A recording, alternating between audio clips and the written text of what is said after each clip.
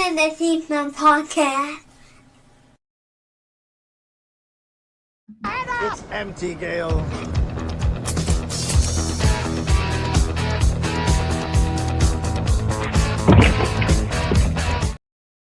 It felt wrong to not have Ryan Reynolds' face there, especially considering like the episode is called Project Fail Scary.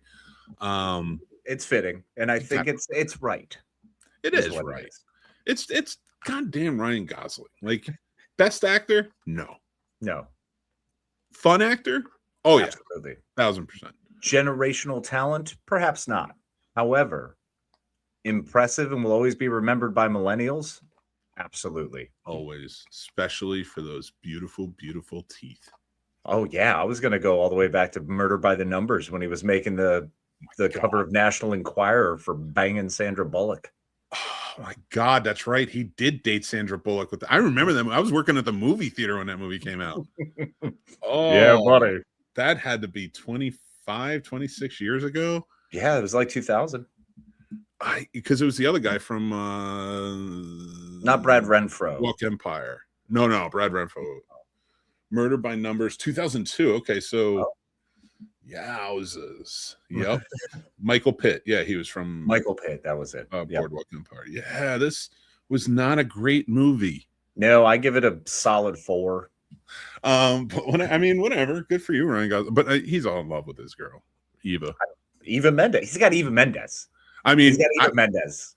I remember they were like, "Hey, look, for a Place Among the Pines, we're gonna ugly you up. Like, please." It takes a lot. Tattoos uglied him up. Okay, I know plenty of people. It was supposed to ugly up Eva Mendes too, and it did nothing. I was like, "This is pathetic. That's your version of ugly. How dare you?" Yeah, it was funny. I was talking to the guys the other day, and I didn't realize that movie was filmed in Schenectady up by them. Oh. And I was like, and Eva Mendes lives there? I was like, it just doesn't feel like it is. I don't feel like an Eva Mendes or someone who looks like her, or someone who looks like Ryan Gosling, or someone who looks like Bradley Cooper are going to like live where we all live, like the normies. Well, yeah, you wouldn't think that. Well, you got to remember there's pockets within those normie societies where they've made their own little homes. Got to hold them up, you know? I mean, Michael J. Fox is up in my old neck of the woods in Connecticut. He's originally Canadian. I don't know. So he grew up in, I don't know when he moved here. I mean, yeah, I don't know either, but I know he's been living in Cornwall since, when I was in middle school.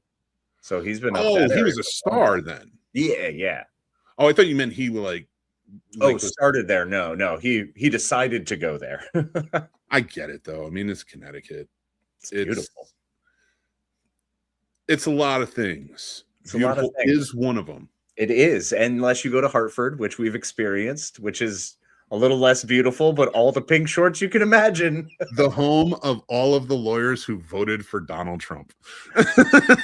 Bro, my favorite of that entirety was still the way that you were just so blown away. You guys, everybody, even some of the renegade pigs we were up there with, all you guys were looking at what I was wearing. And then you looked at every single person that came in and you were like, we get it now. We understand, Casey, and what you wear. I'm like, yeah. You told me farm. I didn't realize you were lying and meant boat. It's the schooner. Same thing as a boat. Oh, my God. Oh, that's apt timing. All I said was Easter Bunny and Menlo Park Mall is more convincing. He jumped the ropes. Oh, Easter is coming. It's a Holy Week next week. And I think, unless Easter's this Sunday. No, it's this Sunday. I'm not counting from Ash Wednesday. Yeah. Those days are done for me. I don't remember. Normally, I used to keep track because we would do Fat Tuesday and Mardi Gras back in the day, and we'd go nuts and, do everything to the nth degree. And then my buddy, Matt and Mikey, we both got into doing 30 days of Lent, give something up for 30 days. And so it became a challenge. We got really good. Yeah. Now I've given up giving up because I realize I'm not a quitter. Well, it's funny because give up smoking. Cause every time you smoke something, I feel like Dustin from season 5 of fucking Stranger Things. I'm like, you don't know how you die. Okay, well, maybe I want you to hold me like Eddie. Maybe that's what I'm waiting No, for. I don't want to do that. That's a different. I don't want to go that route. No, that's what happens if you don't listen to me cry. Oh, that's fair. That's fair. Don't worry, I got the preview when someone hit me with a van. Already had a friend who died. You're now the Steve Harrington. No, shoot. I win. I win by TV character. Wait, are you Dustin or Jonathan? Fucking Dustin? Okay. Look at his face. Look at his face.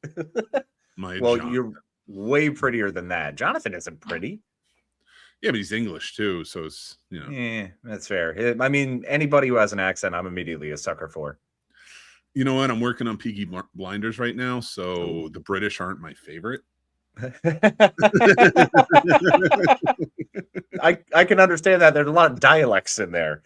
I was listening to Matthew Reese the other day. He did this post he put up on the old Instas. And this is Matthew Reese from The Americans. Great actor. Love him. Phenomenal. He was good as just so people know, Perry Mason as well. Oh, awesome. Good to know. Because I love the guy, so I always try to support him. He's one of those actors who I think is he's a better actor than the roles he gets. You know what I mean? That's fair. So yeah. But I was watching this. Sorry, I was watching this bit he did, and he's talking about, well, you probably wonder who I am and what I sound like and what I actually speak like, and he's doing all of his accents, and he's like, I'm actually Welsh, and then he goes into a full Welsh tirade using Welsh diction and words, and I'm like, oh man, I want to go there. I want to go to Wales so bad, but I will be completely lost. Wales is the Connecticut of England, and that's saying something. Well, that way I'll been to Connecticut in New England, where I grew up, and go visit Connecticut in old England. Do you want to get on a plane right now? Oh, this is 20 years down the line, buddy. Listen, I don't know where we're going, so I'm not planning. My hope is in 20 years, teleporters or transporters of some sort, or we'll have Mach 7 planes. The whole thing is whatever's happening right now in the crazy turmoil and nutso-ness of the world, whatever we come out as, we're going to be better as a society moving forward. It just may take a minute. Oh yeah, you got to go there, you know. Yeah, always darkest before the dawn. That's a true statement. Amen to that. I've said this plenty of times. I'm not getting into the political side of things. I do have a movie thing to bring up, but not getting into the political side of things. But just wanted to say, like, to agree with you, you're gonna go through dark times. You have to go through dark times to realize that things were dark when we weren't paying attention. We needed to learn what the last war was all about. Mm-hmm.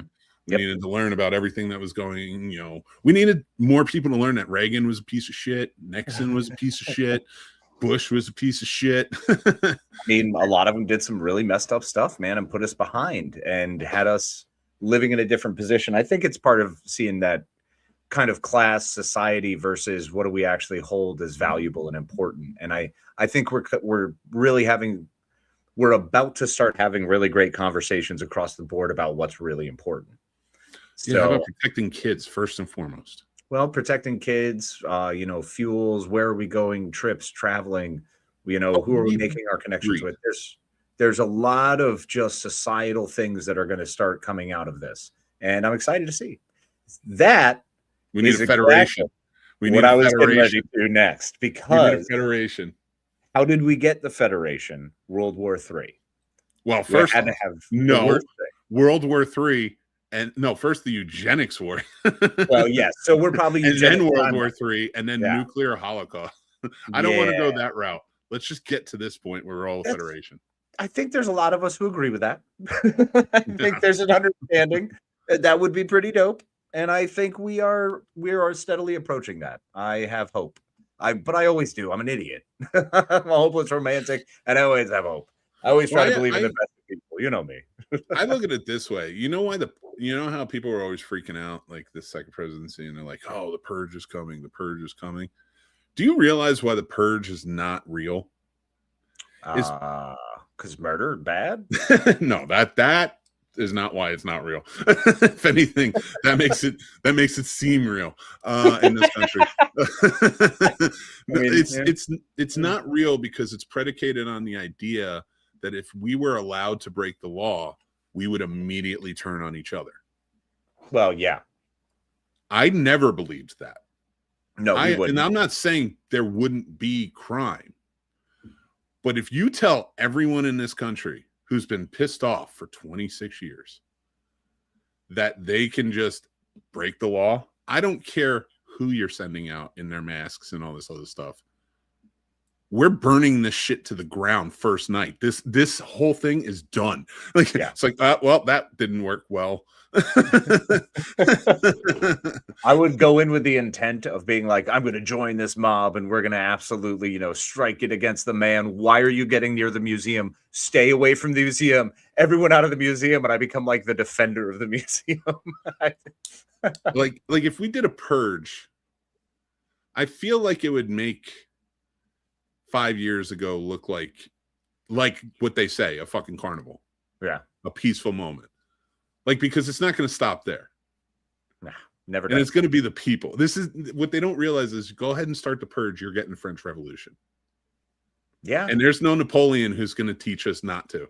But here's the issue too, is then we're going to open it up. You give us the purge and we're not going to stop, because once you topple it and once you burn it, you're going to go, that's really pretty. You know what I'd like to do? Ignite the sky and just keep going, baby. Like, I mean, why stop there? Vive la France. Let's go. Yeah. I feel like as Americans, though, we're a lot more clear-headed in our thinking. In our violence.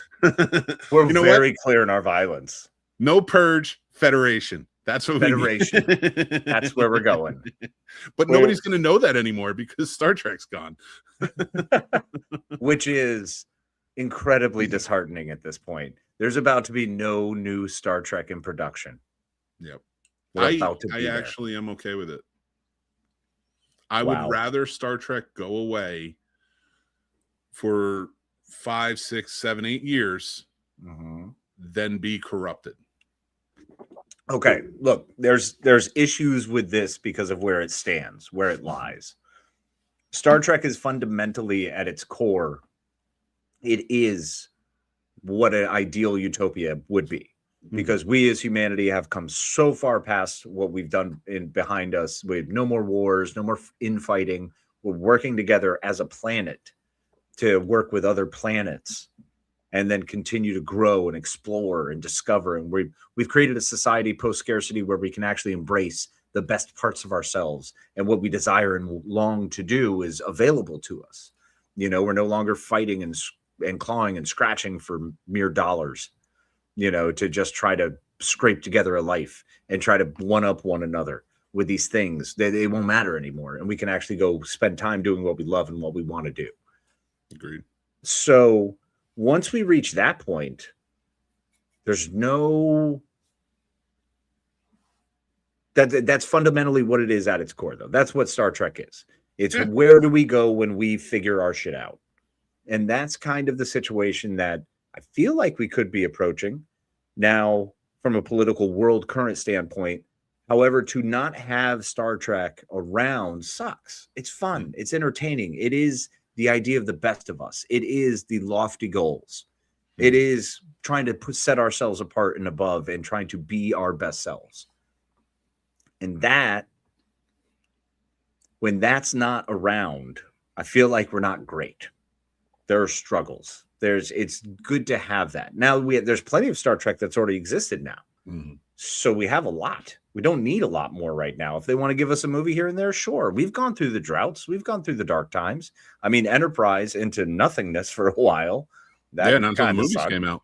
Exactly. So that was a big stretch.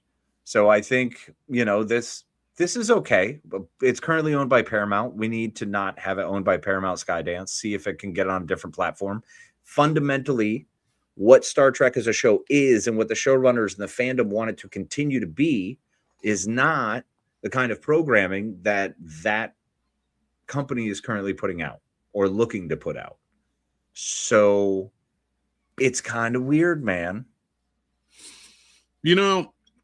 I agree, and it's just sad to see it go because we love Star Trek here. We talk about it often, and but again, I think I'd rather it be gone, which I know they're going to do stuff with it anyway because they want it to be less woke, and it's like, yeah, what are you fucking talking? It's anyway. The most woke. It's literally. It doesn't work not woke.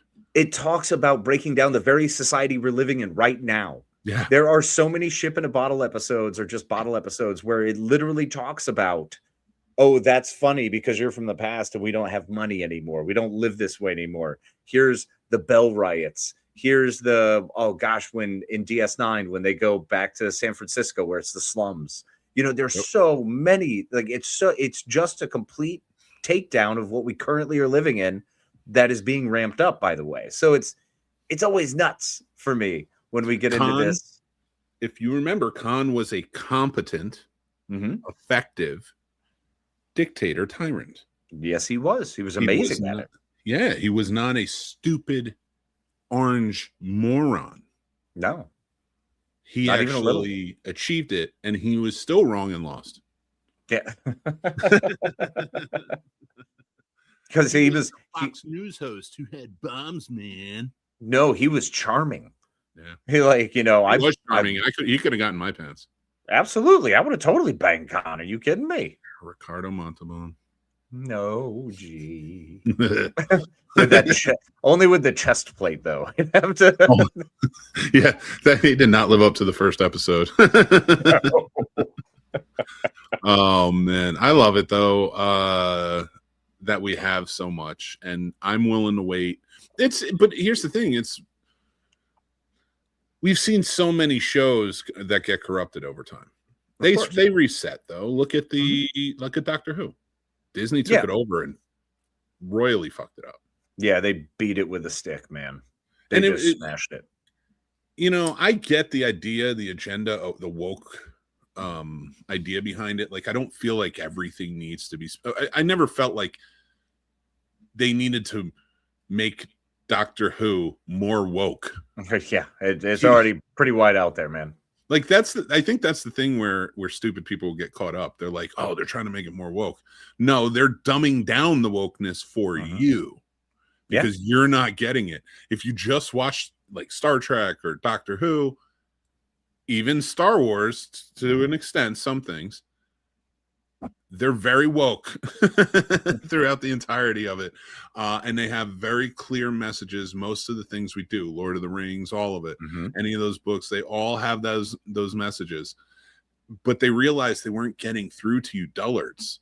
So they tried to like ease it up a little bit. And you guys got like super mad, like they're finally adding woke. No, you just didn't understand.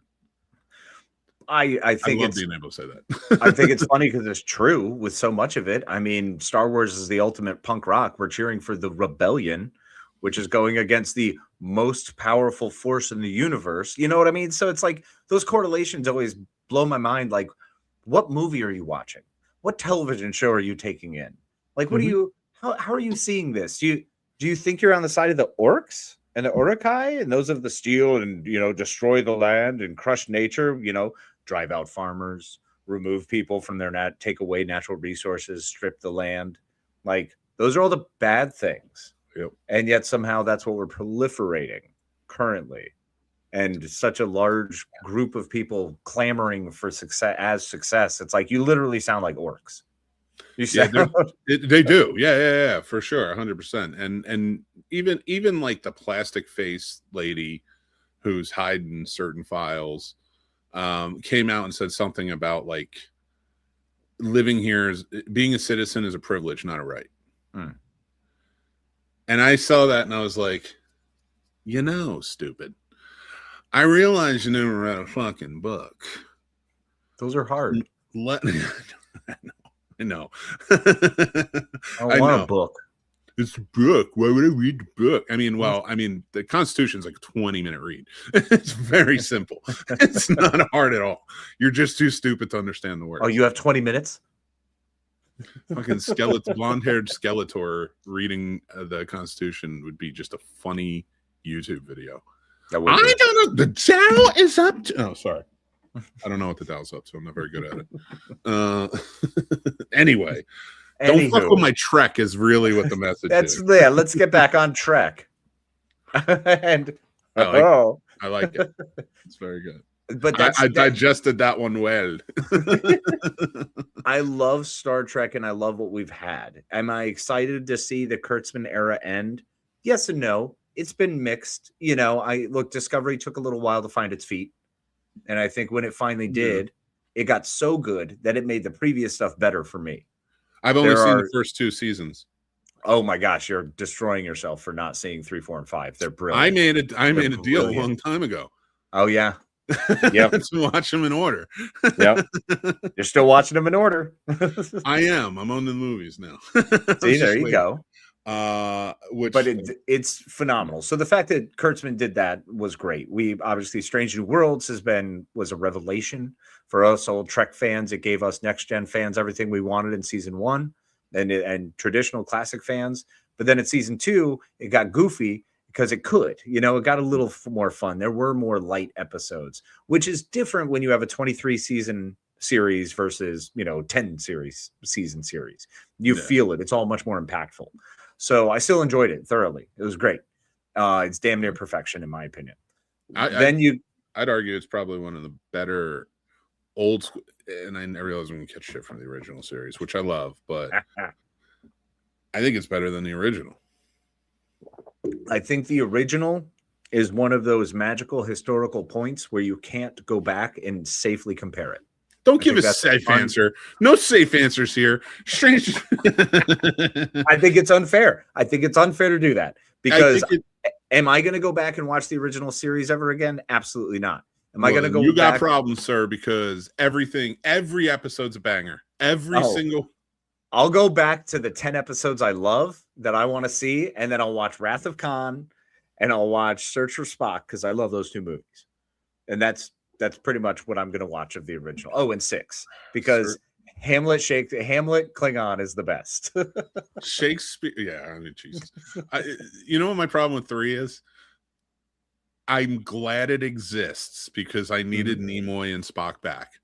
Yes. But it undoes everything from 2 that is important to me. Everything. In fact, it doesn't just undo everything that happened in 2. It undoes the philosophy of the second one. Exactly. The whole point. The sacrificing, the one losing for the many, friend, understanding loss. Like, oh my God. And it's like, and then on top of it, they like gave us 3, and then like 20, 25, 700 years later, they gave us fucking Into Darkness. Yeah. And you're like, why are you reversing it? Why'd you do it the other way? I don't understand. It doesn't feel as impactful. No, not at all. Like, I loved it. Anyway. But those are wonderful. And the fact that we have those, with Strange New Worlds has been great. I think I can confidently say Lower Decks is the greatest Star Trek that has ever been put on film.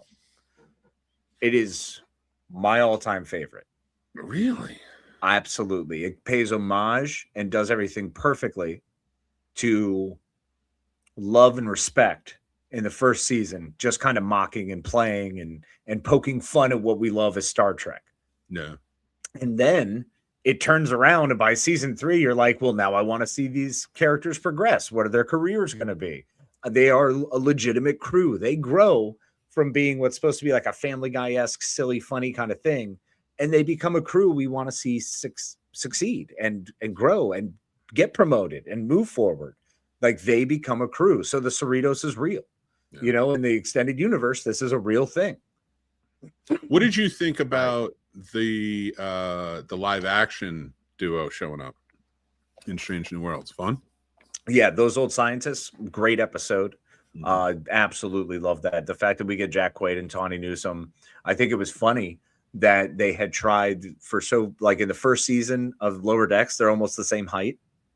But in real life, Jack Quaid is almost a foot taller than Tawny Newsome, if not more. So it's hilarious how that had to progress and change a little bit. Yeah. But it was wonderful. I mean, when he throws his leg over the saddle with the Riker. And knowing that Jonathan Frakes was directing that episode and just busted out laughing. Like that he ruined the take because he busted out laughing. It's so great. It's so great. Like, that was such a fun episode. Like, but I mean, that's the thing. Star Trek will come back. We can never lose these things because that are so special and have been around for so long, because I think we crave those things. We crave Absolutely. that better look at life, or the hero that actually is doing more good.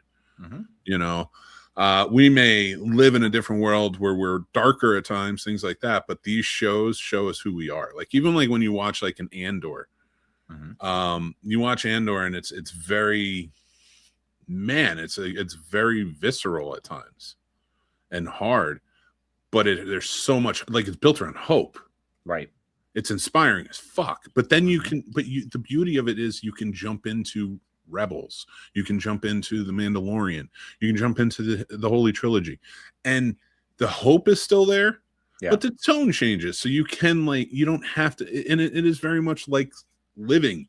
It's like what the world would look like. There's going to be good times, there's going to be bad times, it's going to be this, it's going to be darker over here, but it might be a little lighter over here. We're all killing aliens. All on our boot heel. That's how we roll, man. Boot healing them all. That's the thing with Star Wars. Star Wars is just darker. It's a darker world. It's dealing with darker tones, doing it in a darker way, and I love that. Star Trek is always, to me, the hopeful, we're going to try to be better. And obviously Picard, that's where I go with it. Because Picard is that version of us that wants the diplomacy, that believes in diplomacy. There's a younger version in Riker that is showing you the hot-headed energy. We still want to move forward and, jump at it and shoot your phasers and let's go. But then you also have the Picard as we're growing into it. And now I'm a man of my 40s. I completely understand Picard and coming from it from different angles, trying to be more relate to other people, to try to get on their level, to try to get outside of myself. I think those were great qualities that we get from Star Trek and different characters and captains and all of that. Yeah. I think, Cisco gives us a different version with DS9. That's a classic we can go back to 1,000 times. It may be the better of all of them to go revisit. Honestly. Yeah, I get annoyed in conversations when some people, like, you can't, and I'm not easily annoyed. What? Yeah. Not you, a stone.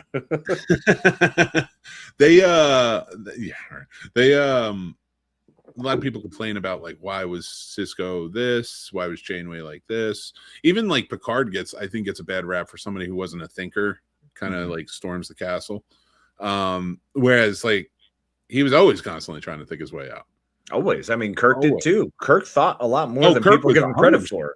Yeah. And in fact, like, and sometimes, like, told them what to do. Like his Spock, who is supposed to be the most logical one. I love that aspect of that. But then you go to Cisco, it's like he's not going anywhere. He's not a captain of a starship. And it's basically he's got to hold this point in the worst part of the galaxy. And, like, he was the guy to, like, Picard could never do that. No, that wasn't Picard's thing. Picard is an explorer, and that's one thing I love is when you get to know these characters throughout hundreds of episodes, you get to understand that they're like, he's an explorer at heart. Cisco is a diplomat at heart. He's an ambassador. That's what he always does exceptionally well, but he's also willing to shoot you first. Picard might overthink that. You know what I mean? But Cisco's just going to kill you.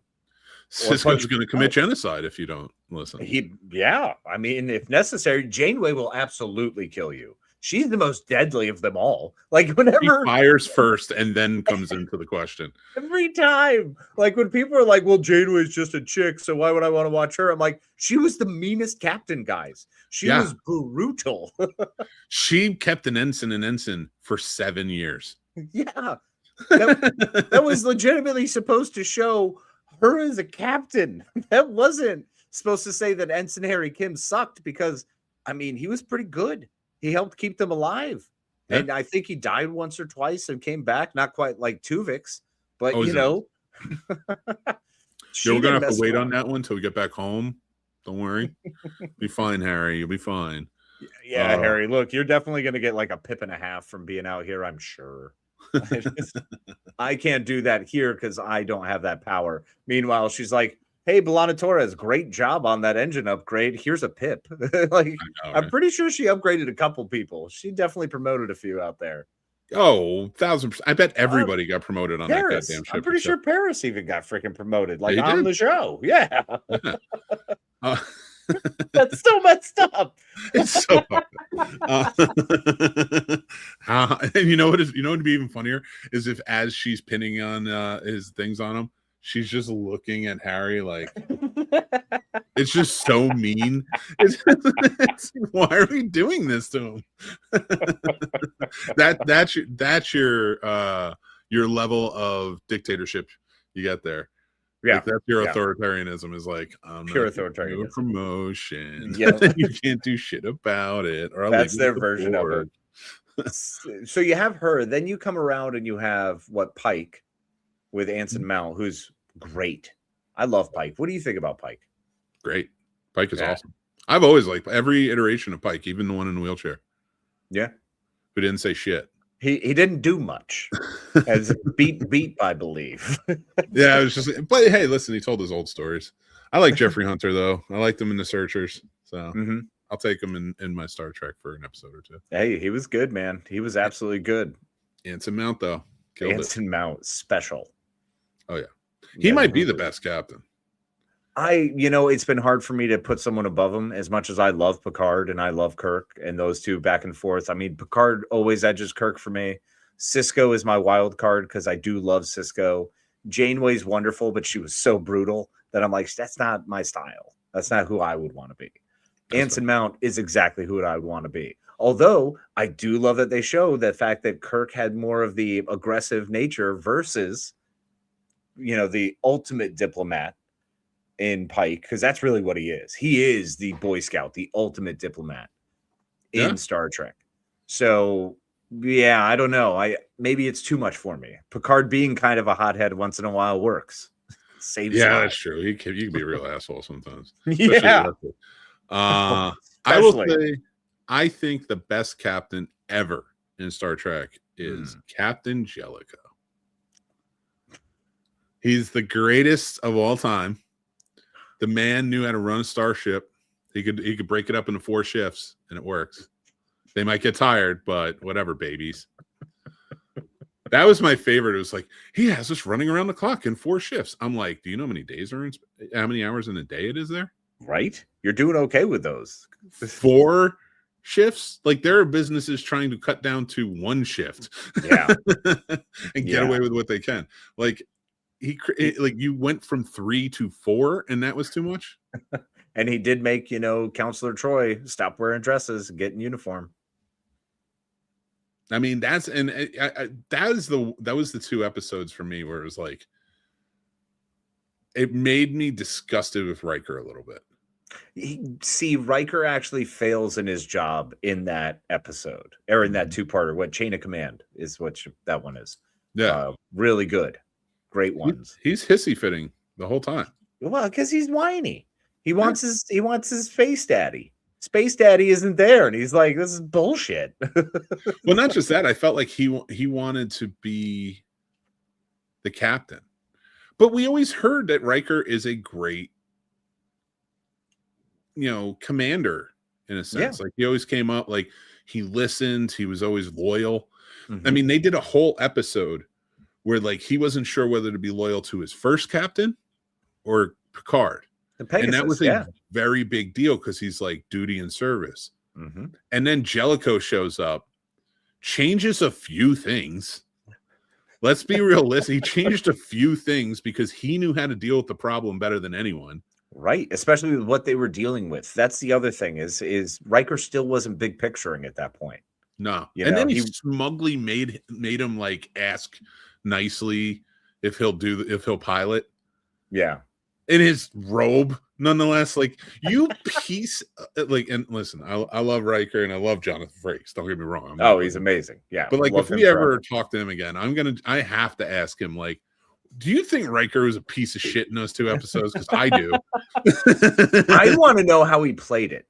I really want to know what his thought process was. Gosh, can we interview him again? I just need to know. I know, right? What is he thinking? What direction is he coming at? Is it jealous? Is it whiny? Is it bitter because he didn't get the temporary command? Like, Yeah.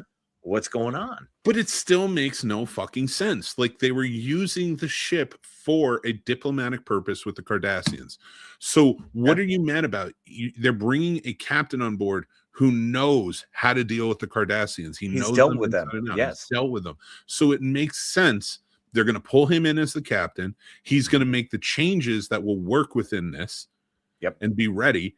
And for some reason, Riker's like, I'm not getting on board with this. And it's like, what? And they have one bitchy Geordie session. Don't even get me started on him. Where he's like, we're working around the clock. I know you don't have eyes. Calm down. You know. I have to say, whatever they did there was weird. Like the way they kind of made the whole crew like fight against Jellicoe a little bit. It's like, guys, I get it. It's change, but this is literally the military. This is part of what you have to do sometimes. You've had it good. And it kind of shows that change that people aren't used to going through because of how ingrained they are into the Enterprise as a home. Yeah. You know, it's different than a lot of other ships because you hear people bouncing around from a lot of other ships. Not on the Enterprise. You know, Enterprise, they stayed tight. Voyager only stayed as tight as they did because they were in the Delta Quadrant. Yeah. They were in the wrong part of space. They went. They let someone drive who shouldn't have driven and went to the wrong place. No, don't do that. No. So I do want to ask you. But the fact that everyone right now listening is thinking something tells you a lot about who you are. In fairness, I'm thinking it because that's an old joke. It is an old joke. It's an ancient joke. No, but no. Even for that show, even for Voyager, like that's always been one that I think you were the first one to say it to me. I was like, oh shit, that's true. Yeah. I'm not repeating. Well, we'll never repeat it, but now everyone will think it. But you, in fairness to you, you told me not as a joke. You told me you were like, this is the old joke. Mm-hmm. So, but you guys go figure it out for yourselves. With that, what's something before we move on? What's something you think will help Star Trek in this time? Maybe keep it alive. Okay. Or for the future. That's an awesome question. I think what it needs is fans. I think what it needs is everybody who truly loves it to continue to support it. I think it's one of those deals where right now things are going to get tight. We're going to all start having to question like as I stated earlier, what's really important. What do we want to spend money on? Because, you know, things are going to go up and things are continuing to go up. So there's going to be a lot of budgeting and a lot of considerations that have to be made. I think we need someone on the inside to get it out of Paramount. I think we need Rod Roddenberry to decide to try to do the right thing and do what his dad Gene really would have wanted, which is to get that away from there, whether it can be through Akiva Goldsmith or whoever else is attached to the show who could potentially move it. I think it needs to kind of find a new home. You know, I think it's a big thing. I think acquiescing to any request from a studio is going to hurt the product. And I think we're all going to recognize it. We're all going to see it pretty quick if it goes the wrong way. Yeah. If it starts to take tones that are outside of what Star Trek is. Discovery is fantastic. I love Michael Burnham. I mean, Sonequa Martin Green is just a delightful actress. She's so good with everything she puts on screen. To see her be a captain and be an amazing captain, by the way, which, buddy, when you get there, she is honestly one of my favorite captains. She's top 3 for me. She was that good. And the episodes are awesome. They're much more action-y. You know, I just got into Starfleet Academy. Very action-y. The thing is, we need something that grips the new age too, because I know I look at my kid, I try to watch Next Gen with her and she's like, this is boring. And I'm like, oh God, it's just a dagger to the heart every time. I stop bringing it up. Like, we're not doing this, but she's fallen in love with Discovery. She loves Michael Burnham. Michael Burnham is her captain. And the fact that she has a captain could not make me happier. So sometimes it's remembering that all of these things aren't for us. They're being made for a younger generation, different generation, new set of eyes, new thoughts. And it's coming together great. We can't lose that core writer that group that has been putting these things together. We have to somehow continue to keep the group together. And the tightness and bonds that were shared between Next Gen, DS9, and Voyager, that whole group, and Enterprise as well, really all of them, the actors, the writers, the producers, they all kept that. Rick Berman for so long driving that forward. That's what Star Trek requires. A John Frakes who's going to just continue to push it forward. Brent Spiner doing great things. Geordi, here's my thing though. LeVar Burton is just kind of a wonder human being. He's elevated to that level of Steve Irwin, to Mr. Rogers. Oh yeah. So he's already got his own thing. Yeah, well, I mean, for me, like, I know any future that it has, it's probably going to have to move. It's going to have to become its own thing in a weird way. Like, it's going to have to go somewhere where somebody's going to be like, we know you're going to do what you're going to do. Don't get crazy. And the runners always knew how to be like that. Mm-hmm. If they're not going to do anything new where they're going to screw it up where it is, I hope Seth MacFarlane continues the Orville. In the Orville world. Yeah. To kind of keep the hope of Star Trek alive. Or at least the spirit. That would be cool. If he could run it, maybe at Universal or something, that could be a really, really interesting way to go. Yeah. Because I know he would take it seriously. Like, it wouldn't, like, the Orville was meant to be a comedy, but even then it became more serious over time when he realized he could get away with being more like Star Trek than being like Family Guy. And that's what really happened with a lot of those shows. And that's what's happened with, Lower Decks. All of the shows kind of evolve. Yeah. Everything wants to be better. If you attach Star Trek to it, they all get better. Enterprise is the only thing that I've ever seen that was Star Trek that declined at its end. No way, man. That last season was like a prequel to The Expanse. I'm good. Interesting tie-in, but yeah, I can see it. I mean, it works in theory. In theory. I mean, but you think about with Enterprise, you had everyone growing, you had the relationships growing, you had each individual they were evolving and becoming better. And then all of a sudden, I don't know, it just stopped. And there was like some characters devolved and they went backwards. And I was like, what are we doing here? Yeah. And know that was just the way the showrunner shifted and the way things kind of changed. There was a different tone to it. I didn't love it. It's probably the only Star Trek property I can honestly say I'm like, I don't know that I'll ever go back and watch it in its entirety again. However, there are a few episodes I will forever watch because it's still Star Trek. It's good. Yeah. There's definitely some episodes I would revisit. And, there's characters I really, really enjoyed on that show, but I agree with you. Also, it's somehow the least woke show and it blows up Florida. So, yeah, I don't even think they understood it. No, it's pretty impressive. Poor Trip. Burned right a hole in. Oh my God. My family's gone. My family. Dude, I hate to break it to you. Lots of families are gone. They fired a big ray of light at you. It didn't go great. Yeah, I'll tell you, with all the Star Trek talk and like, it's sad to see that, what it might turn into or this, that, and the other thing. But we did get some good news. We lost Buffy. We lost Star Trek Academy. Man, losing Buffy was bad. Star Trek Academy at least we'll have one more season because it is a good show. Yeah, agreed. Yeah. But it looks like our buddies of the brown coat are coming back in Firefly. Yes. You're wearing the correct hat for it. Yeah, buddy, a cunning hat, one might say. What are your feelings? So they are remaking or they're kind of reinstituting a show into the world that's going to take place between the 2002 series and the 2005 movie. Yes. So that way they can keep Wash. Ron Glass, of course, passed away, so Book is going to be voiced by somebody else. But everybody's coming back for it. Yep, we're getting everybody, buddy. Now let's pretend that this is actually going to go through and not get canceled. Okay. I hope it doesn't get canceled. But Dude, I I just feel like it could already be canceled by now.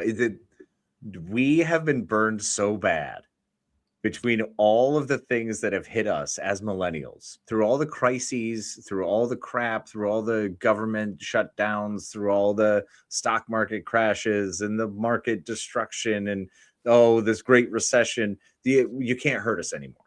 All right. You've done everything in the real world you can possibly do to us. If you flaunt a Firefly reboot continuation with the original cast, with a great story in animation, which means you can get away with more and kind of do more. There's a little more creative license allowance. Mm-hmm.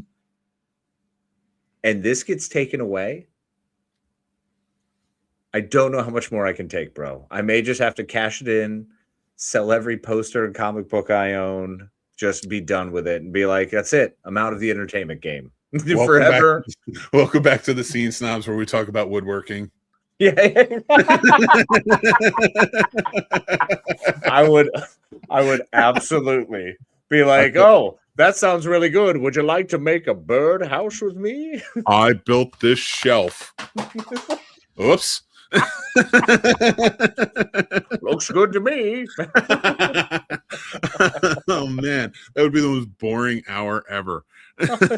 See the grooves? You see the grooves? You have to go with the grooves. This is called yep. This is perfect. Look at this. It's nice. See the grain? See the way this grain? Now we're gonna stain it.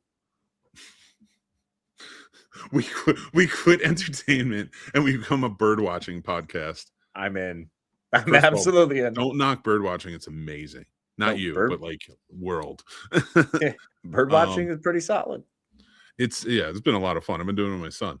But to talk about it, I don't have enough to talk about. So like I feel like if we did a bird watching podcast, it'd be like, all right, we saw some birds. Here are the birds we saw this week. I saw a downy woodpecker. Loved black and white features of the woodpecker. Saw American robin. That's nothing new. American robins are everywhere. And then like we get flooded with like some sort of like terrible bomb that kills all of the birds. And it's like, all right, that was the last episode of our podcast. Guess we can't watch those anymore. There's no more birds. We're just gonna go to. But here's the thing, though. It wouldn't be terribly boring because it's you saying that followed up with me going, and yes, those robins are the ones who come here in late June, who have arrived to set up a new home and create new babies. Here we'll watch this beautiful red-breasted male. Notice how he approaches the female and how he gets all up on that business. You'll see him now beginning to flap his tail feathers, trying to make her move hers. I saw a fucking peacock the other day.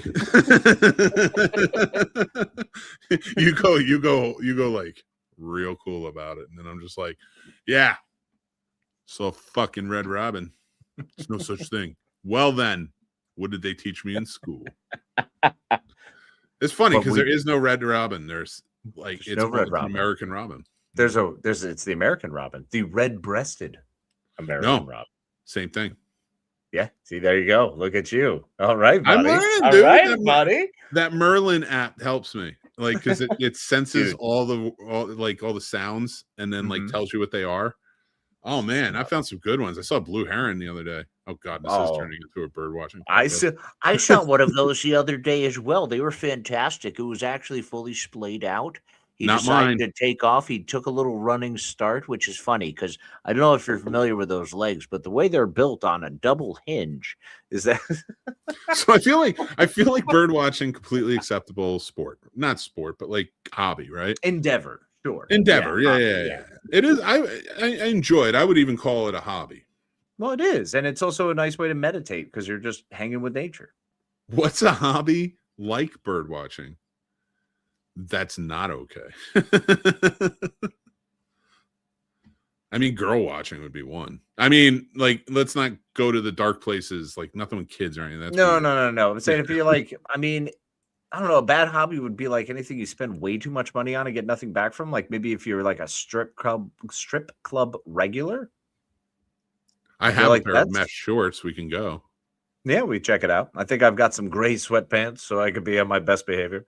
God, why are you all wet? I spilled a drink. Just spilled a drink. Shut up and Don't go worry away. about it. Just running out. What are you, 17? No. That's where that joke comes from. Trying to think what else. What else is like a what is an unacceptable one? Because I mean, using a telescope and looking at space is awesome. Binoculars staring in girls' windows. Well, anything that's going to violate a person's general comfort or rights or ability to just live their lives, yeah, that's an issue. That's stalking. That's I'm telling you, it's not. Wait a minute.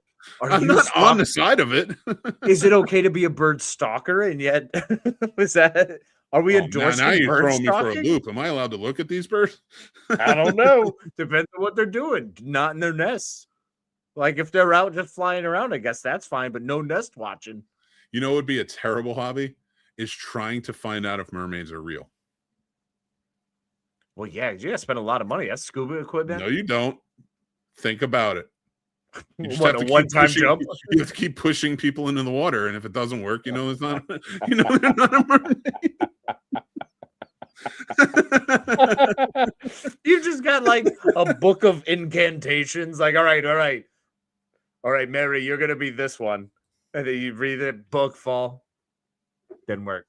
Jan, come here. Jan, come here. Read this one. Nope, didn't work. Hey, Mark, come here. Here, eat this. Yeah. This isn't just women getting pushed off a boat. I'll push some men off too. There's mer people. Yeah, mer people. We got to be equal opportunity. And then we get to the final countdown, and I'm like, "Am I a mermaid? Am I the whole time?" And then I jump off. Call of Cthulhu. I was touched beyond the deep. Oh my God, dude! I think I'm developing because of AI. What is it called? Thalassophobia or whatever it is, the fear of the ocean, like giant shit coming out of the ocean. Yeah, and which is a fun one.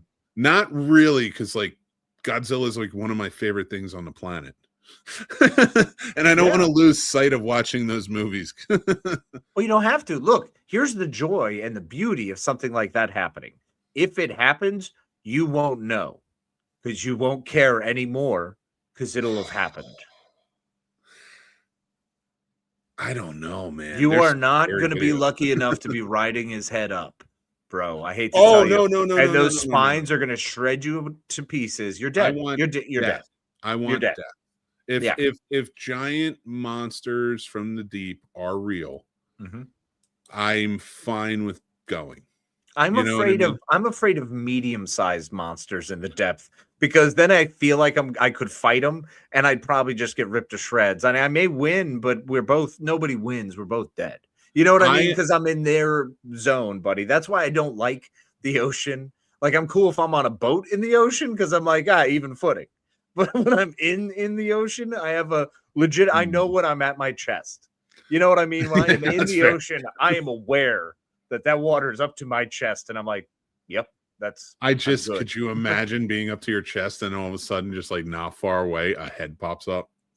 And I'm not talking about a small head. There's always heads popping up. We don't see them all. It's just this giant head with eyes staring at me, and it keeps going. Yeah, it's just coming at you, doing the. I don't want anything that big or too small. You know, like I'm scared of like a penis fish. Like how small? I mean, it depends on where it swims. Can it go up your urethra? Because that would not be cool. Oh wait, shit! Is that what they do? Yes, they swim inside your penis. I got enough wrong with my kidneys. So that's why you don't pee, because when you're peeing, you open your urethra. Wait, pee where? In the water. Which water? There's penis fish everywhere? No, South America, tropical climates. Yeah, these are tropical climates. If you're going to Lake Havasu in Phoenix, maybe don't piss in the water. Because if you do that when you're like in the water and you pee, it opens your urethra, and the warmth is what they go towards. They smell your pee and they're like, woohoo! And they get all up in there. And then their spines are such that you can't retract them because it gets stuck. Oh no, I don't care about that. I've passed enough kidney stones in my life that I'm pretty sure if I told that thing to get the fuck out, it would just fall out. Like my dick was big before the Staghorn. That's fair. Yeah. How wide do you think it is now? You could drive a fucking Oldsmobile through it. I have a garage, and it's called my dick. Just imagine. I'm sorry. Where am I supposed to be parking? Is this the penis I'm supposed to be inside? Hello. I have a confession to make. I would not survive that. And the confession is to anybody's pool who I've ever been in. Mm-hmm. I've peed in every pool I have ever been in. Did you just break man code and tell everyone what everyone knows? About man. Look at man code Everyone right now. Knows that. Everyone does that. I have peed. So if you've seen me in the vicinity of water and it wasn't a tub, I don't pee in the tub. That's fucking weird. Well, that's weird. Yeah. Shower now. But hey, now you can't get clean in a dirty space. That's all I'm gonna say. You can't get clean in a dirty space. Agreed. Yeah. I'm kidding about that. I was going a little far with it. But pools and oceans and lakes definitely have my urine in them. 1000%. Anyone I've ever been in. Absolutely. I've peed on both oceans. In both oceans. There you go. Multiple times. One more than the other because I grew up there. But the other one too. I don't care. I prefer to pee in water. So now that you tell me about the penis fish, I prefer not to pee in the water in South America. I'm never going swimming in South America. That's probably your best bet. If you want to cause me harm or pain, take me to South America. Push me into a pool or a lake or wherever has these things. And I will 100% get one. Yeah, that's going to happen. Because I will not pee. Although, I will say this about the penis fish. It might have to fight a kidney stone. Maybe not as much room as they think. I'm throwing stones at him like I'm fucking Fezzik from The Princess Bride. I didn't have to miss. And the penis fish is just like, I believe you. 100%. Anybody want a peanut? Anybody want a peanut? Oh my god. Yeah, no, dude, I can't. Now, but I get little ones. When you're saying little, are you talking about like viral stuff and bacterial level? Like my stones? No. When you're talking about things you're afraid of, really big things. Oh no. And then like worse. This is gonna be terrible. This is so stupid. No. I'm not. Listen, I'm poor. I grew up poor. Germs mean nothing to me. We all live in it. We all gained our immunities from being poor. Mold is something to be scraped off. That's why the rich want us dead so bad, is because they're like, oh, I couldn't deal with the germs. We didn't have them at the racket club. I don't even know if that's a thing anymore, but whatever. It's amazing. I hope it is. Do you mean tennis? Do you know how many people that are listening are just like a racket club? What in the world is a racket club? They were real. Fancy people, that's what they call tennis. I have a racquetball right here. It's great for your back. Oh, it's wonderful. And just to bounce around. But no, but when you go to and I swear to God, I did not think of that when I said racket. I really thought like racket clubs are it's like pickleball. There you go. Pickleball. Yeah. Pickleball is the new racket club. Yeah. Yeah. You guys are just weird. You need because people want to be younger and active and feel younger because we didn't. Well, back in those days, though, when our parents hit their 40s, actually, no, when our grandparents hit their 40s, that era and generation, man, they were old. They were old people. They were old. I feel like pickleball.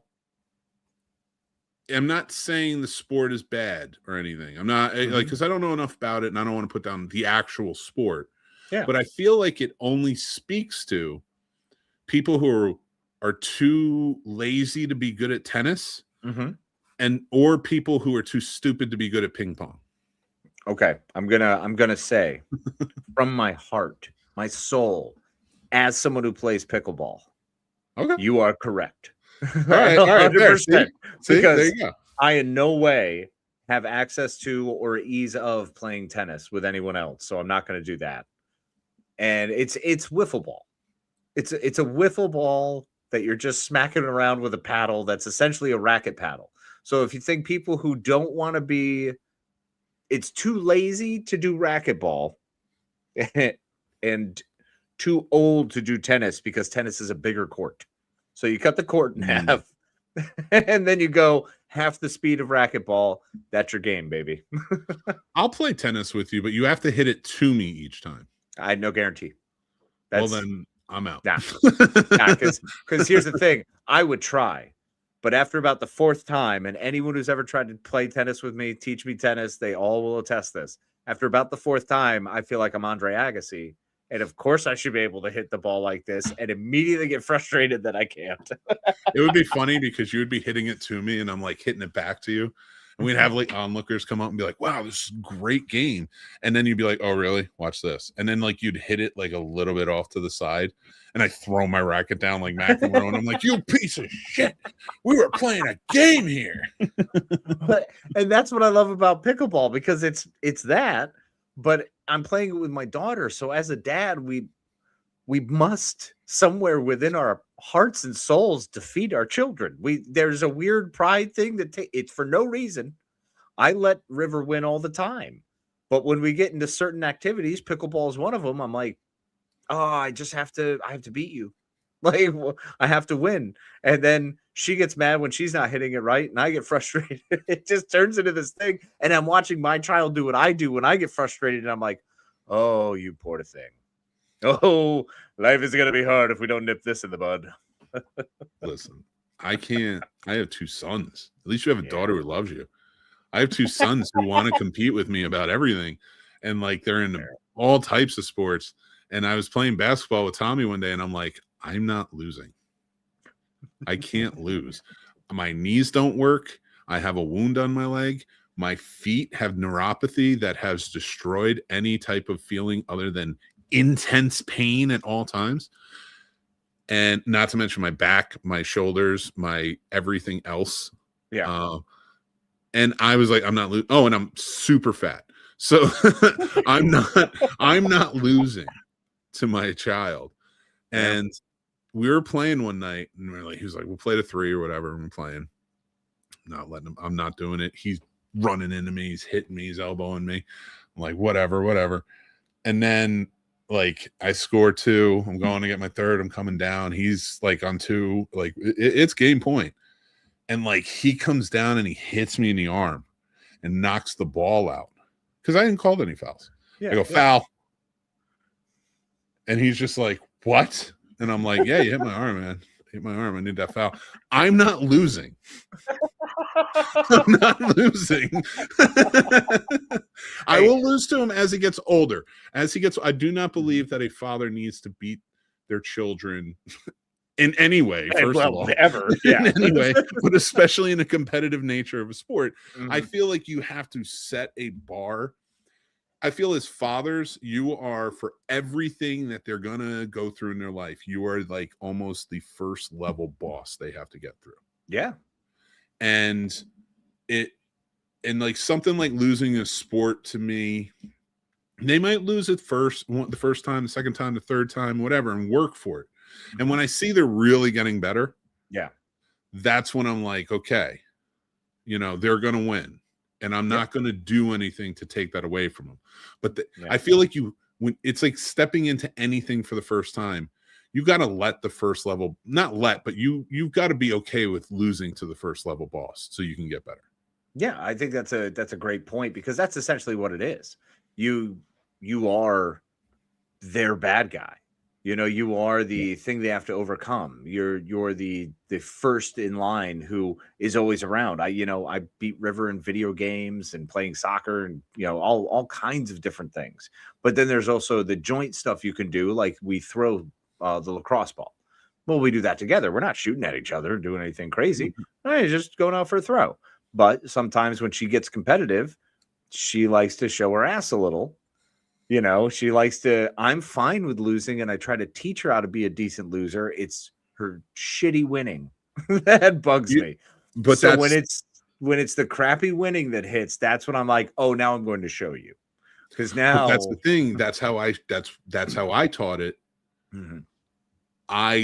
When I lose to them, I show them the way a winner. I show them the way a winner should look, not tell them. So like I go up to them, shake their hand, and say, "Hey, you did great. Yeah, you built yourself up. You've worked hard. You're doing it. You beat me fair and square. I'm proud of you. And now when we play, it's just going to be fun, right? And then the next thing will be the competitive, and then you got to do that. So like the losing to your first boss. So like, but that's the thing for me. It's almost like Johnny from The Karate Kid when he lost and he was like, "You're all right in my book, Larissa." Granted, throwaway line, doesn't really fucking work, but you wanted to hear that. You wanted to hear like these two that have been bitterly fighting the whole time. It's been a huge competition in their lives, came together, and it's cool now. So that's what I want to give them, because they're going to be out there one day. They're going to be big.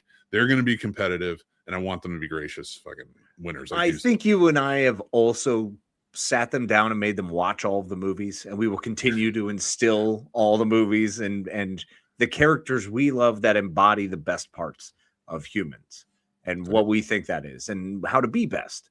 So our kids are kind of getting a leg up. You and I had to watch everything. We just got stuck watching everything, and they were all winners. Look, I tried to be Ash Williams for a little bit. That was not a good road. All right, it was a short road. Where you want to go? No, it was a short road, and I'm glad it was. I learned some lessons. I'm gonna kill some deadites. That's an 80-year-old woman. Leave her alone. Stop running. I would say more than like, hail to the king, baby. With that attitude, and I didn't try to like choke old ladies or kill anyone with a chainsaw. That'd be problematic. No. I come over and Casey's like, gotta do it. Yeah, just like, why are you gonna cut off your hand? Not gonna cut it's inside of me. But I'm glad we're having this discussion, because there's a lot of people who are like, I bet there were. That's how you be like that. The John Wayne followers who are like, right. Yeah, you gotta be a real man fighting wars and stuff. I'm like, yeah, good luck. Like Kurt Russell in Big Trouble in Little China. The pure hubris and the absolute disconnect from what is actually happening around you, because you just think you've got the bravado and the swagger. So, but he's also like, dude's a man. He straight up is a man. He like old school sort of principles type man, which I can respect. He looked up to the Elvises, the John Waynes, the things like that. But when you hear him talk about them, he's admiring their characters. Yeah. Not the humans. But he also had good interactions with people like that. So I get it. But my thing with it is he turned it around. He's a father that's always there and cares about his kids. And a great stepfather too. Oh, yeah.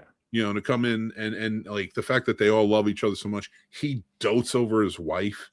Like, manosphere. Let's talk for a sec. If you want to be like a man, be like Kurt. Now, Kurt Russell's a conservative. Yeah. Not Trump or anything. He's a conservative. No, nothing wrong with being conservative. I was conservative. I disagree, for a long time. But I sort of that's a whole different topic. But we don't need to go there. He's a conservative.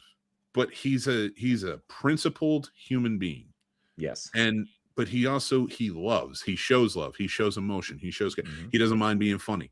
And that's 60, 70 years worth of just like being in the limelight that we know that. Yeah. So like when you watch these guys who are just like, no, girls should do this and they should do that. It's like, shut the fuck up. Like, first of all, you don't know anything. You don't even know what the inside of a vagina feels like. But more importantly, they don't know what the inside of the brain looks like. Did you just struggle with like how to actually think and be considerate and be thoughtful? And this whole lack of empathy means you're strong, and don't show kindness. Kindness is weakness. It's like, please. I love when people mistake my kindness for weakness, because then I gun for them. I'm like, oh, I'll get you. Right. But the best part is I slow play, baby. I don't need to be in a hurry. Things will happen. They will play what are you out. Slow playing? What are you slow playing? Becoming David Lopan, but let's not worry about that. That's a whole demon deal. All right. That's a different thing. It just takes time. I need a girl with green eyes. Aha, green eyes. That's too. Oh my God, Lopan. I love that man. Can we just give him some fucking credit, James Tong, for a few minutes? Dude, James Tong deserves a lot of love, man. He's been fantastic. Yeah. Like, legit, like always showing up. But to your point, did you see the Manosphere documentary? No. I'd say check it out, especially as a father of a young lady coming into the world. It's so funny because the guy reminds me of you. Louis Theroux, the guy who did the documentary. Okay. Not the Manosphere guys. I was like, holy crap, bud. No. The Louis Theroux guy, like the way he talks and stuff. He has like sort of a soft-spoken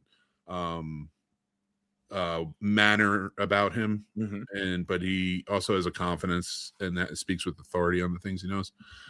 So I appreciated that about him. Nice. He's also Justin Theroux's brother.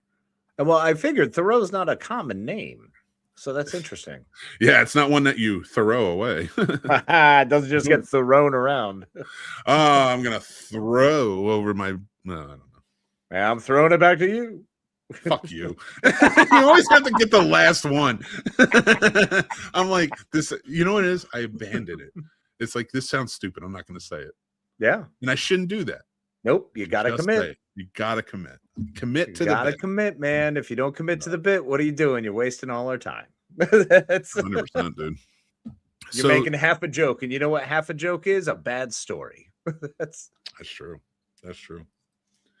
So I wanted to talk about the main topic tonight, which is what are audiences craving from cinema right now? Even TV, like we can mix it up and put it both in, but we've been having a lot of these discussions lately, and I've been revisiting a lot of things that have come out in the last like 15 years or so. Stuff that I feel like I didn't maybe give a fair chance. And a lot of it's original stuff too, which I really appreciate. Or like, biopics and stuff that you wouldn't see based on certain books. None of the, like, I think we were too focused these last 20 years on superhero stuff. Well, I mean, that was the primary. When you spend that much money, when that much money is generated, when it's multi-generational, when you have entire swaths of 30-year-olds who suddenly have a boatload of money and careers, and they're being given what they've wanted, what they grew up with is, being ostracized, and now that's being coveted and loved. Of course, that's going to blow up. Yeah. That was the natural course of it. I think we played it out. Yeah. And, we haven't longed for Shakespeare. We haven't longed for epics. If we have, they're here and there. Dune is great. Dune is the cinema. And I'm not saying Dune like we want more sci-fi. I always want more sci-fi. Well, that's just me. I think we're at a point where we don't want any more trash. I agree. I think we want a lot more quality. I think people are being a lot more mindful of that. Because everything costs more money now, I think people are tired of being told the same story 15 different ways.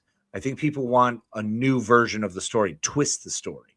People want to see what the big change is.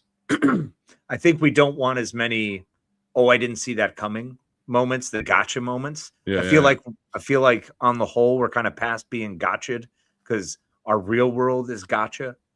Everybody's sort of gotten on that train where it's like, we have to get you, we have to do this, and back for it. And like, honestly, I've always said, even if it was to myself, I've said it on a show before, but reality TV killed this generation, or just destroyed whatever this country was. And now, do I solely blame reality TV? It gets a large percentage of the blame. Now, of course, there's bad actors in this. Like, most of our fucking administration right now is reality TV stars. So it says something. It says who we've come to trust. And the weird part is, reality TV deals in nothing more based in morality. There's no conscience to them. It really is a dog eat dog, like who can get over on who type of setting in every single reality show. There has to be turmoil, and it's always scripted to be that way. Like, it drives me nuts that people actually think it's reality in some instances, but in no way, shape, or form is it. And it's rotted our brains to the point where we can't. I don't think we were accepting of good art.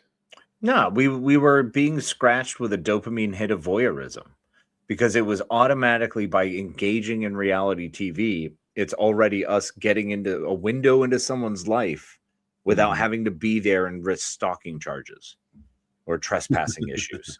So, yes, that's what it is. It's a weird thing, man. Yeah. And it scratched an itch. I mean, Biggest Loser was a huge show for freaking 10 years. It was a massive show on NBC primetime. You know what I mean? Like this, people love watching Dancing with the Stars. All right, we want to see ballroom dancing. Apparently, that's a thing that will never end because we want to see our actors and actresses do weird stuff and do crazy stuff. That's why The Traitors has been taken off and become such a runaway hit. Like those shows still exist. The Bachelor and The Bachelorette. I mean, of course, we want to watch other people dating and failing at dating. I think more importantly, I don't think it's The Bachelorette. Well, good because she was awful. Yeah, because she was beating her husband or something. Yeah, it was terrible. The video was awful. I didn't see. I can't. Like, I was never able to really bring myself to watch reality TV because it was, me. Like, I love stories. Yeah, that's the thing is we're not getting stories, and now people want stories, but I don't think they want the level of story anymore. We're in a weird flux. Like, what kind of story do we want? Like, I'm such a horror mode that I get horror is where I want to go, but I don't see any great dramas coming out, you know? Well, yeah, I think more and more lately, I would say 2020 was a big deal, a big sort of turnover because everybody got into that Tiger King. And to me, it looked like the pattern looked like it was switching. The Tiger King, if anything, made people more ugly in 2020. In terms of like everything going on, what we're dealing with, and we're watching the Tiger King and becoming disgusting. I think people are craving stories now because you're seeing such a backlash of like how Netflix writes their shows where they don't want first acts and they want to repeat what's going on every 10 seconds. People don't like that. And I think now they're starting to see that for a long time, our art, so to speak, or just the things, our entertainment that was being put out there was that. I think about the world as it is now, like, podcast being a completely new industry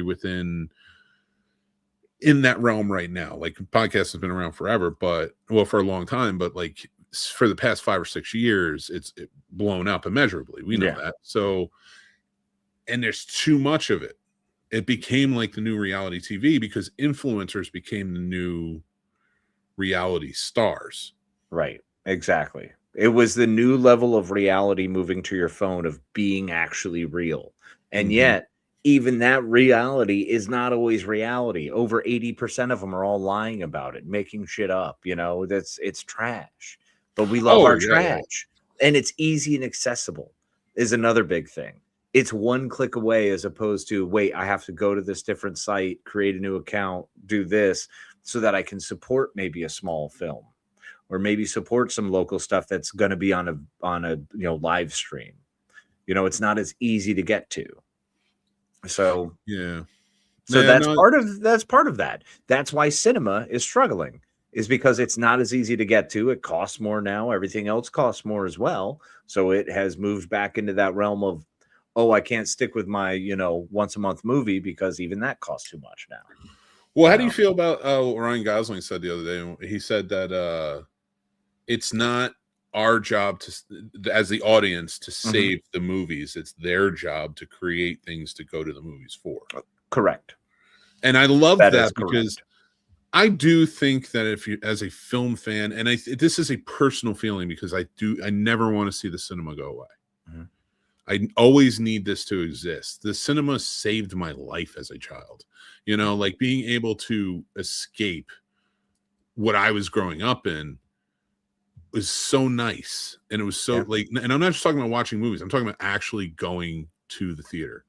It was such a monumental thing in my life that to hear like them suffering, I personally want to like, everybody, come on, we got to get out there. Plus also the idea, which is gone, is like, as much as people are like, it's going to see a movie that's not very communal, it was.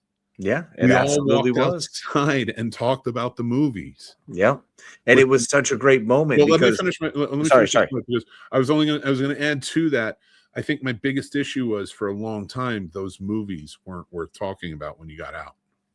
And I think that's what I want to get back to. And like last year's set of movies, 2025 was one of the best years of movies in a long time, in my opinion. And having watched so many movies just in 2026 so far, I'm seeing a lot of really great stuff come out too. And to finish this off, just to say, like, I'm hoping we're getting to a point where there's pushback. And because we're in such chaotic turmoil times, like the 60s, if you think about it, things like that, 50s, we strive for art. We strive for art that represents us. So I'm hoping that's where we're going here, but we need more people to step up and stop being stupid about it. Sorry, I don't want to hear what you have to say, though. No. I was going to say, well, you made some awesome points. So I got a couple pieces real quick. Number one, sharing movies with other people is kind of a love language for me. That's something where you get to know someone, get to talk to someone, get to understand their points of view. It makes us have deeper conversation on different levels.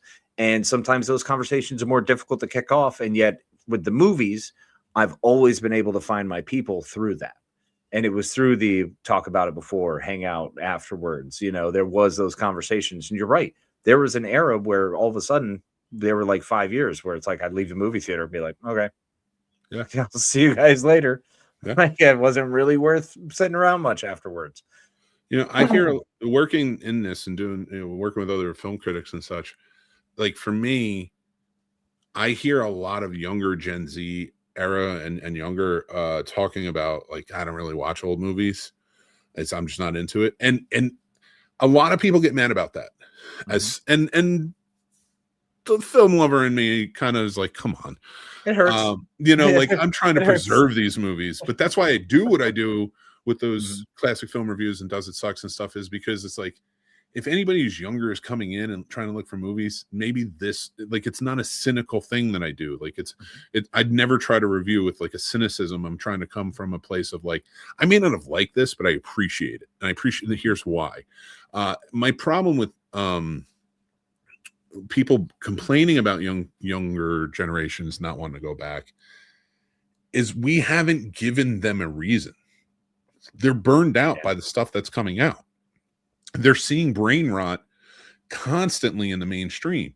So like last year, but Sinners did really well, and I'm talking about like after theaters and then word of mouth and stuff. And Sinners is so beloved. Why? Is it the most original story? No, but it is an original story. It has original flair to it. It has a genuineness to it that, oh shit, that big. Yeah. I knocked the thing off my desk. I'm so passionate about this. I can feel it. I need it right now. No, I'm so excited. I'm like Harambe, and you be the boy, and I'll just drag you around. We'll talk about dicks out. That's our Halloween costume. Oh no. Oh, R.I.P. Harambe. I think we were just. I think if we can create good art in terms of cinema, I'm just going to talk about cinema for a second, but not get into the weeds of music and all that other stuff. We can really create good art in this that people are going to want to try and understand. Media literacy will go up. I do believe that. I do believe people will want to understand more. I believe AI usage to create movies will go down. And I believe that younger generations, if they get good original work now, will go back and try to revisit stuff. Yeah. And I'm going to tell you now, if you're young and you want to revisit, start in the 70s or the 90s. Don't start in the 80s. No, start with Gator.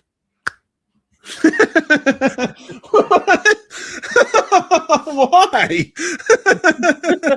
Because that is the moment that not only the hillbillies rose to power, but we get to see Burt Reynolds, mustacheless, be one of the most manliest men in the 70s that you could imagine. And he's very comfortable with a lot of things that people have gotten to be. You know what I mean? That dude was comfortable with some stuff back in the day that it's funny how hardcore conservatives nowadays would be like, that's terrible. I don't act like that. And it's like, really? Because you base kind of your ideals off a dude who did Gator.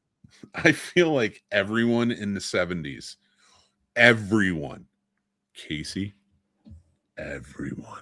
everybody was bisexual, but just a lot of people were Catholic, so they've hit it. 100%. Dude, everyone seemed like they were ready to fuck. And everyone was down to clown in the 70s. And in the 80s, most of the people couldn't because it was too much blow and their penises wouldn't work. And then in the 90s, we created Viagra so you could have blow and a hard on. And it was just game on, baby. And that was... Listen. Whatever works. Whatever gets it there. Just don't be Michael J. Fox and Bright Lights, Big City. Ooh, baby. It's just cocaine all day, every day. But I completely agree with you. It is very much so that we want art. There's a new era of people coming out. And also us folk who got our superheroes also are getting our fan service. We're getting a lot of the things we love. I've gotten a new wave of Star Trek in that I've been able to share with my daughter, which is awesome. We're going to have new Firefly come out. We're going to have, well, we almost had new Buffy, and I guarantee that sucker's going to find a landing place somewhere because there's no way Hulu's going to hold on to it. Hulu will let it go. They've got to. Yeah, eventually they will. But for me, yes, I agree with you. I think that people are gonna really crave it. Just new art and such. And speaking from a cinema standpoint, again, well, first off, going to the music real quick, I think that the artists, even if they're like this now, the more they move away from the more they move away from something like Taylor Swift, Jonas Brothers, BTS, things like that, like Selena Gomez. No, I mean, she's more into acting now. Like, she was like a Taylor Swift type, and I don't care what she does. But I'm saying, like, if like a Sabrina Carpenter or whatever, you reminded me of her when. Oh, wait, Sabrina. Oh, what's her name? Is it Sabrina? Sabrina Carpenter. Yeah, Sabrina Carpenter. The one who does espresso. I like that song. That song's cute. I know. It's like she sings adorably. It's funny. Right. I just bebop along. I'm like, yeah. It's so weird because when you listen to the music, you're like, it's like a cute song. Yeah. It's like, it doesn't feel like shitty. And then like you watch the video and you're like, what are you trying to be right now? What is happening? This is over sexualized. And nothing against her. Like, if that's your gimmick. And that's the funny thing with the over-sexualization, because everyone's done it. I mean, Britney Spears did it. Christina Aguilera did it. I mean, let's just go down the list. Selena Gomez. Let's not blame the women. Like, I feel like that was thrust upon them in like planning and such. Like, in some cases, yes, that's the way they were guided and kind of career focused that way to easily get that market. But at the same token, it's because the market's fucking easy, because we're easy marks. And also, women at that age, there's a point of growing into your feminism womanhood where you want to just say, fuck it, I don't care if you're looking at me or not. I'm doing this for me. I want to feel sexy. I want to feel good. And I think they should be allowed to do that. And, we'll just appreciate it and carry on. Well, I see, to me, it's like, I think they're going to be the ones that go on and have very long careers if they get away from that Taylor Swift style of pop. I think most of them do. Especially in today's world, like we're talking about that we don't want that reality. Yeah. That polished sound of like the early the 2000s until today, I don't think it's attached to as much. No, I think we're getting back to some grungy, grimy, gritty kind of, and that's sort of the cycle of the progress of what happens with humanity. We're reaching that point where Woody Guthrie's coming back around because, it's post World War II and the beatnik movement, all that sort of feeling and that, all right, we're coming back out of something bad. Let's lift ourselves up into the joy of the 60s, and then the Vietnam War, and then the 70s is the 80s really bringing ourselves back up out of that 70s terrible drama of the Vietnam War, and then we just keep doing it, man. This is our low point. It's going to get a little lower, guys. It's going to be a little worse. We're going to have to struggle with a few things, and then we're going to get a little better, and it's going to come out better, and it's going to. I hope we get a lot better. So, I hope we change. Yeah, I'm going to be like, you know what? This generation is going to change everything. This is gonna be the summer that everything's different. This is the year I turn pretty. I can't wait. You're a girl dad, so I know you've seen that. I have not watched that. Yeah. Made a lot of compromises in my life. Not really. You know me. I love it all. The fact that I get to share stuff with her is awesome. And we're we're in that weird like balancing middle ground point where it's also like you're not ready for some of these things. Like I thought Scrubs maybe would be okay. Scrubs is way more sexual than I remember. Like going back from the beginning, out the gate. Like I mean, out the gate, and I was like, oh yeah. And now I'm like in season 6 now, and I'm just loving it. And the new season, a new series of Scrubs, brilliant. They're carrying over the heart and the maturity and the growth, and we're getting all of the things from the places we were at. And yeah, it's cool to see. And it's weird because I remember watching this show at that age versus now being this age and traveling along the characters and growing like that. And it's like, oh, getting all this stupid. Yeah, I my parenting style has come to, I try to get into what they're into. Yeah, same. Yeah, because I know we're going to connect. So like with the bird watching, like right now, Jack's really into the bird watching. He wants to be a zoologist. So like we're getting really into animals, bird watching, all that stuff. And then like Tommy in the basketball, he's into collecting cards. He's into that 14-year-old level of stuff. Like we watch Brooklyn Nine-Nine, things like that, which to me are shows that like there are certain new age shows now that I think really work because they are more woke if the right way, and it helps because they're also showing us complex heroes in a way where they're maybe they're a little more sensitive here. Like JD was sensitive, but his sensitivity was very problematic. Well, yeah, that was the funny thing is there is a lot of problematic stuff from back in those days. And I don't even think woke's a proper term anymore. It's just honest. Oh yeah, There's just less bullshit. I use it as a way of like, I use it the black way. And I'm not trying to say that in a way that's, it makes it racial, but like black people made that term. Yes, absolutely. And it meant something, and then it was co-opted by white people.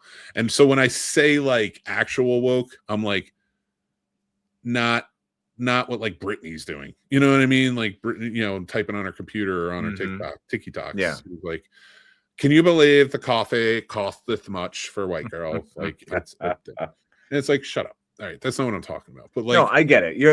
It's the actual. You are awake to the system around you, to the way things actually function, how our government actually functions, what has happened over the years that have propelled us to be societally where we are, and who's been held back versus who gets things pushed forward for them. I get it. Yeah, I could go on and on about how that's not possible. That's not happening. But with them, like I try to like show them things. So like instead of showing them, I will show them Scrubs because I think Scrubs has a lot of great qualities. Oh yeah, no, it needs to be watched, but definitely 16, 17. Yeah, like older and being able to say like what JD is doing here, that's not good. Don't do that. Yeah. Don't pine after women like that. Don't do this stuff. Like it's a problem. That's why like I've taken to like Ted Lasso when I showed Tommy, because I thought that was like that idea of like how you connect with men. Yes. Especially in a locker room setting. They actually put it in a locker room where like they're like building each other up rather than tearing things down or tearing women down, and like they hold each other to account, which I think is a positive masculinity that needs to be shown more. Well, I think that happens. I think that's not brought up enough. I think that's not put in the spotlight. I think that's not placed as consideration, is men supporting men. It's okay to do that, because immediately I say those words and your head probably did it too. First thing that happened in my brain is it goes gay. You know what I mean? No, like that was mine went straight to gay. Fair. All right, that's what's up. But let's go back to the 70s on this one. That's where we grew up with it. In the 90s, that was the thing for us. And that's kind of that was the way I was raised by even my fathers, So that's the way I was taught was you don't that's a little too much. You know, one hug a year is plenty. And it's My like family had an intervention and took me out to dinner to convince me I was gay. like it was just one of those things where I'm like, I'm not. Like I wasn't even like trying, but I didn't even have a problem with it. So like I think no, after same. that Like point, my dad did the same thing. He was like, "Oh, you're clearly gay," and I was like, "What?" And he's like, "Yeah, that's obviously what's going on with you." I'm like, "What are you talking about?" But Like, even at the same time, like I think it made me realize it was like, what are we doing here? Like, who cares? Like, who gives a shit? Even if I was gay, why does that bother you? Why do you feel like you have to change me? You know, it really is like I've had plenty of gay friends where, well, I feel like that's a fucking problematic sentence, but I've had plenty of gay friends where it depends where it goes. It doesn't fair. Well, that's anything, and I feel like guys are the worst of that. Just like, no, I'm not saying gay men aren't guys. I'm saying like, but like those guys, you know, dudes, manosphere dudes, like manosphere dudes. It's like, what are we doing? Like, why are you so afraid? What's the big deal? You don't have to do anything you don't want to do. That's why, yeah, that's the other thing. You never have to not do what you want to do. If you're afraid of someone doing something against your will, because in your mind that's something you would do to the opposite sex, and someone doing it to the same sex is terrible, then you're the problem. If that's where you first go to, is, well, I could get assaulted. It's like, why do you assault everyone you like? Is that what you're saying? Because that's what I'm hearing right out the gate. Yeah, so, that's the red flag right there. Is this like second is like, "Ooh, these gay guys touch me." Do you do that? Because like the ones who look like us that are cis white males are the ones that you should be afraid of. You know, the most statistically speaking. Yeah, I mean that's just numbers, baby. So it's like, what are you mad about with the gay stuff? Like, who cares? Yeah, but I don't know that we got crazy with this evening's gambit. Oh, we went all over the place. So we went all over the place. Yeah, let's just fucking abruptly end it. Who cares? We love you guys. I will say to you guys, thank you so much for watching and listening, hanging out with us. We are going to be back next week, so make sure you join in. We're taking an unstructured approach right now. I just kind of want to like get back to some things before we get back into the structure of the show. It's been a break and I've needed it, so we'll get into that. But make sure you go back to the channel, subscribe there, because we're gonna have tons of stuff coming up. Casey, you have anything you want to add before we get going? I just want to say thank you, everybody who's tuned in and listened to us. We appreciate you as always. This was a hoot. It was a good time. I hope you enjoyed us just being unraveled and crazy and wild with all this fun. Remember to please take care of yourselves, take care of each other, and be kind to everyone. Yes. Yeah, right there. So, and I will add the same. Thank you guys again. Subscribe to the channel. Like I said, follow us at the Scene Snobs all over the place. Especially on Letterboxd and Substack, where we do written reviews of everything as well. Thank you guys again. You can support us up on Patreon, join up on the paid tier or the free tier. They're both there. The paid tier helps go back into the little channel. I have to do the spiel. Thank you to our sponsor, Shenanigans, now on Uber Eats. Go head out to Schenectady and check out Shenanigans. But until next time, like my man said, take care of yourselves. That's important. Be kind. Rewind. And until then, I will talk to you later. Bye.